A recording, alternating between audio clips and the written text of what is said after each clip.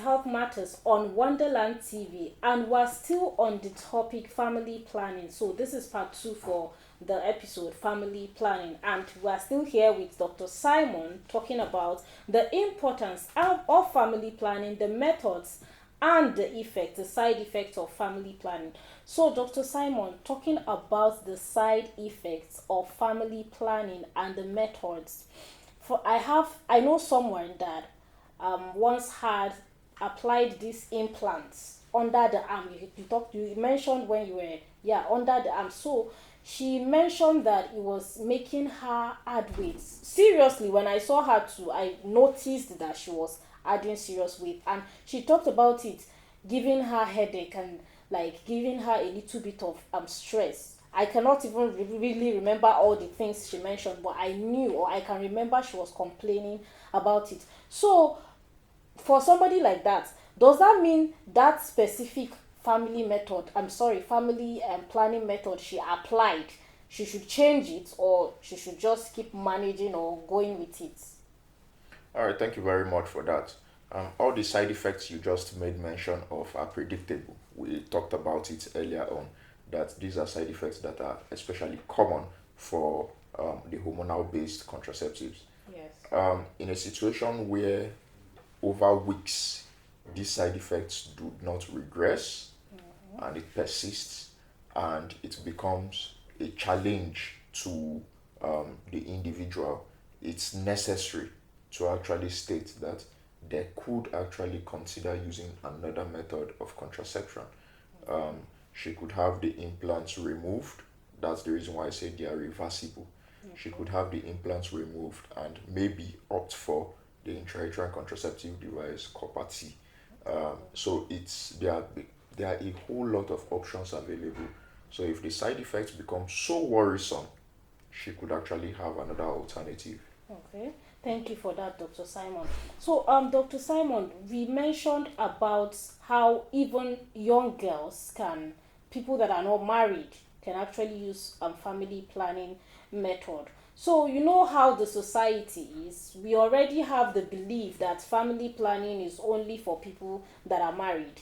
And I don't think, not all young girls have the courage to go to the hospital and say I want to see the doctor because I want to apply family planning method. So talking about that family planning method, do you think, or would I say, for me that don't know, because I'm just knowing for the first time that even when you're not married you can actually apply family planning method. So would you say that those young girls are actually using that family planning method because it helps reduce, or rather avoid, STDs and also infertility? Would you say that's the reason why they are using the family planning method? Um, Before I answer that, I would want to make reference to the earlier definition that we talked about. Okay. This definition is from the WHO, so Okay. you should know that there's a worldwide recognizance to it, and Okay. it refers to the ability of individuals and couples. Individuals, so it does not necessarily mean Okay. only for couples. Yeah. So both individuals and couples could go for family planning. The Okay. very essence is to prevent unwanted and unplanned pregnancies. Okay. And anybody who is sexually active, whether they are married or not married, should be able to access family planning. That's very much there and spot on. Okay. And they also have the option of choosing whatever method of family planning best suits them. Okay. Again, it's a choice. Okay. We could have all the contraceptive methods laid out and they could make the choice on which one they would actually prefer. Okay. It is advisable that um, for young um, for young girls and boys who are Yes. not married, one of the methods of contraception they can consider would be the barrier method of contraception. Okay. That's the use of condoms. Okay. And I said in the last episode that the reason is to have an added advantage or benefit in preventing sexually transmitted infections. The Okay. barrier method of contraception confers that added advantage to Okay. preventing pregnancies. So there's still the added advantage of preventing sexually transmitted infections. So that's one method. If they don't want to use the condoms, there are still other methods of contraception available for young adolescents to actually make use of. Okay. Talking about infertility and family planning, Dr. Simon, I want to understand, or rather, our viewers would want to understand, how does applying family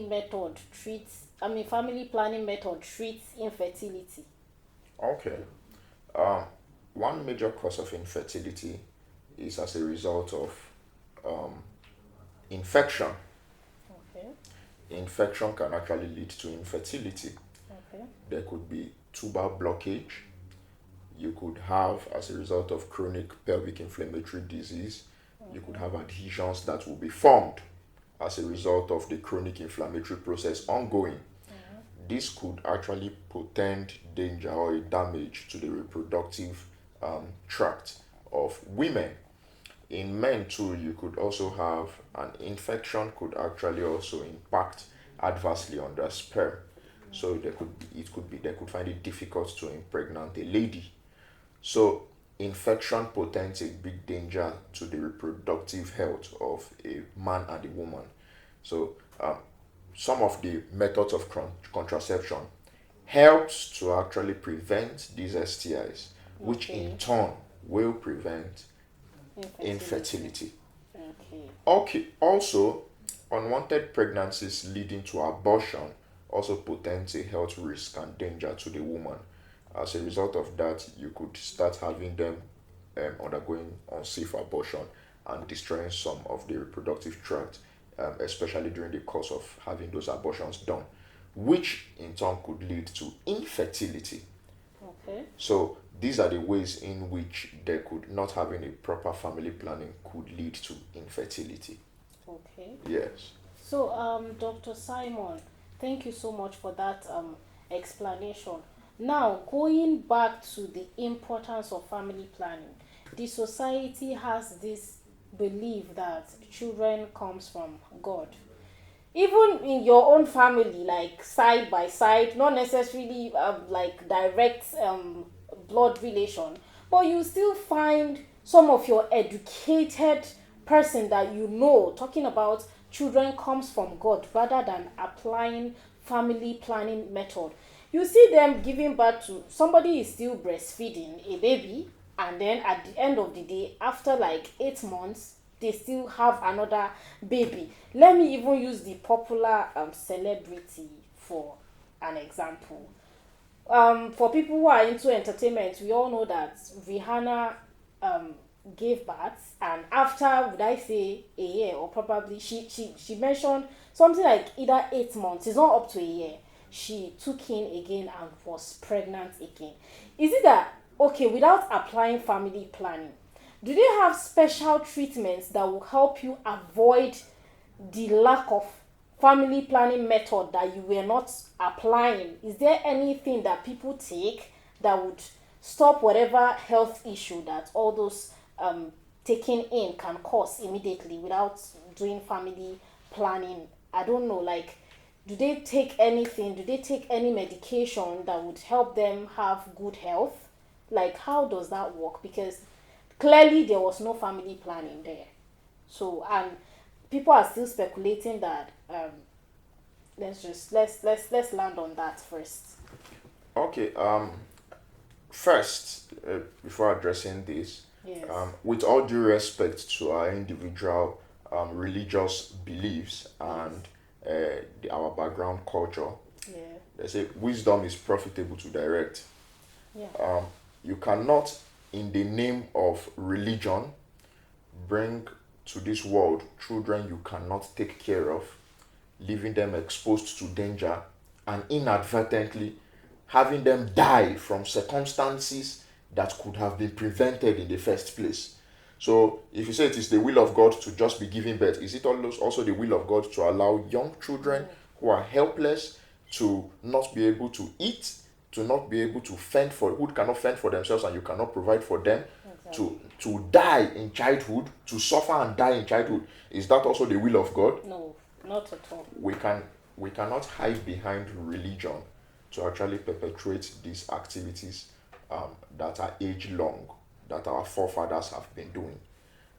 there are a whole lot of harmful practices, harmful cultural practices that have been in existence. I am so sorry to pause you there, Dr. Simon. Let's take a short break. Stay with us.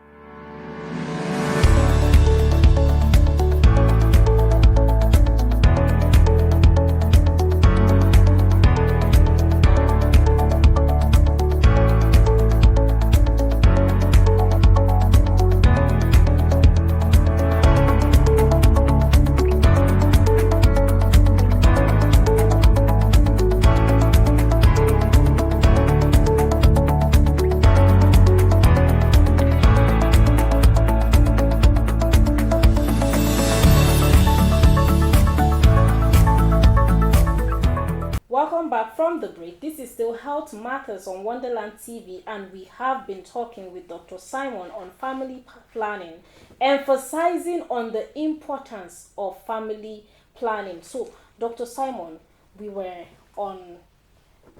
Yeah, like I was saying, we need to apply wisdom in all of this. We cannot hide behind the curtain of religion to actually continue to propagate these age-long practices that are harmful to us, in which there is abundant evidence that it portends a whole lot of danger to us.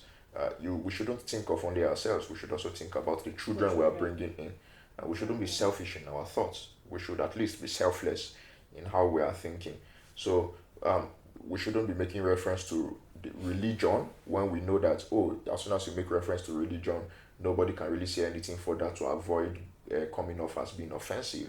But with all due respect, that the children you are bringing forth, who will actually take responsibility for those children. You have to actually take responsibilities, and we need to apply wisdom when we are making these decisions. For the question that you asked, if there is anything to take to reduce the negative health effect, or Exactly. like I said, it's a risk. It's not given. Okay. If somebody chooses to take this risk now and the person succeeds, you cannot say that because this person succeeded, you too you want to follow. You may not be fortunate enough to actually succeed. Exactly. It is still a risk. What she did was risky. Another person could do the same and could not be so lucky. So it's a risk and it's not advisable. Okay. The pregnancy interval that is advisable should be at least 18 months. So from the time that you give birth to the next time you conceive should be at least 18 months. Or from the time you give birth to the next time you give birth should be about 2.5 years. These are the advisable rates. Studies have shown that people who give birth about within 18 months of childbirth, of a previous childbirth, Yes. the children actually have a 60% risk of infant death. There's a 60% risk of infant death. For those who give birth above that 18 months but below 2 years, 2 to 3 years, there's a 10% risk of infant death. But those who give birth above that period, it's a comparable study. Yes. There's a better chance, but below 5 years, there's a better chance of survival of the children. So adequate spacing is very much necessary. Okay. So that one person succeeded does not Doesn't mean that. mean everyone can Yes. succeed. And then also, I noticed that people who had CS while giving birth, I don't know, is it that they impose, because I know a lot of people that I met that had CS giving birth and they are so stubborn. When you tell them that the doctor said you are not supposed to take in because you had CS, and you're supposed to watch, some of them, they will tell them that, you see, after this pregnancy you are not supposed to take in again. Do you know, like, some people would ignore what the doctor says and still use the word children comes from God. A lot of people have lost their lives doing that. I know of someone that the doctor said, this is the last time you're supposed to have any child, don't take in. She took in, and I think she spent almost 2 months in the hospital after taking in again. She gave birth, yeah, she survived it, she gave birth, but it was really complicated. So can you help us emphasize emphasize on that aspect of the fact that this has to do with your health as a woman and the health of your own child also. So why do you think that it is important to have that baby going against what the doctor, a lot of people say the doctor does not own my life, it's not the doctor that gave me life. So can you please help us emphasize on that aspect? All right. When a woman has a CS, there's usually a cut through the uterus. And for any part of the body that is cut, there's time that is needed to heal. Uh, the time that will be needed to heal before the uterus would now be strong enough to carry another baby will be clearly stated by the doctor to that woman. The risk of getting pregnant within a short duration of time earlier than what is advised um, is that there could be uterine rupture in the course of the pregnancy as the baby is expanding within the uterus. That part that was cut for the CS could become weak. It would not have healed and and be strong enough. And then as the uterus is expanding, that part could actually get ruptured. That's very dangerous for women, and for women who are not lucky to be in an advanced health care center setting on time could actually lose her life and the life of the baby. Almost always, the baby always dies before coming to the hospital, and what we battle with is actually to save the life of the woman and not even the baby, because the interval from when the rupture would happen to when we can get into the theater to open the woman up would already be too long for the baby to survive. The goal would actually be to save the woman. And in most cases, that could be the end of the woman even giving birth, because one of the treatment options would be to take out the entire uterus as a survival technique for the woman. That is how risky it can be. So if a woman does not want to stick to the advice of the doctor and get pregnant earlier than recommended after a cesarean section, the risk to the life of the woman and the baby is very very high. The mortality is quite high in that situation. Like you talked about your friend, she had to stay for an extended period of time in the hospital. The morbidity is also there to actually consider. So, but with appropriate planning and monitoring, there is no risk that should be associated. Give it time to heal, and then and when you take in, get into the antenatal care to be monitored closely by your healthcare professionals, and you would actually have a wonderful pregnancy and childbirth experience. Okay, thank you so much, Dr. Simon, for emphasizing on that aspect. Now, back to talking about the family planning methods.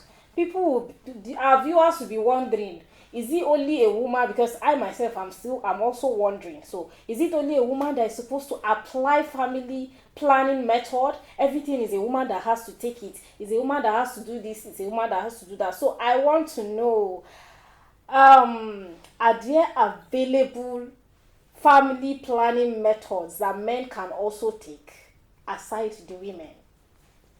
Yes, Okay. men are also involved in the family planning process, and I'm going to list some of them in which the participation of the man is also there.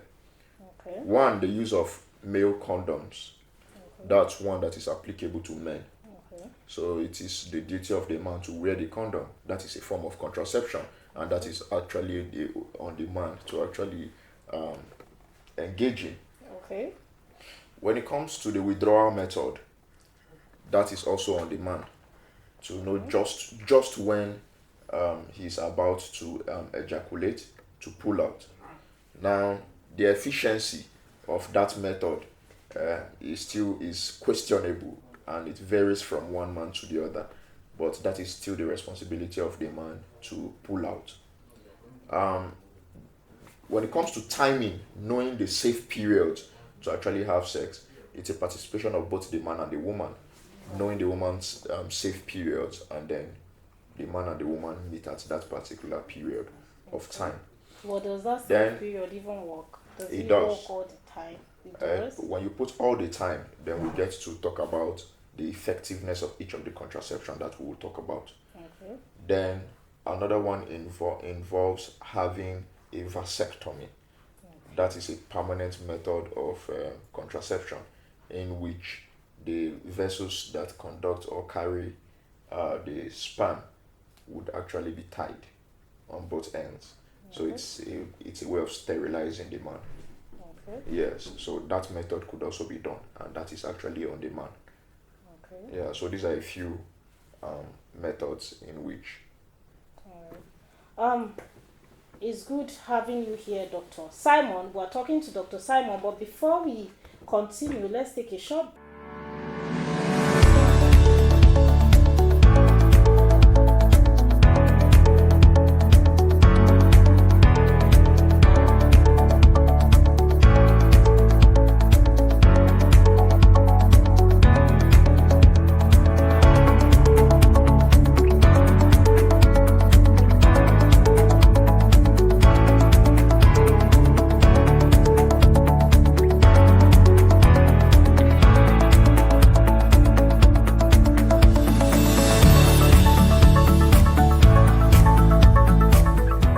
Welcome back from the break.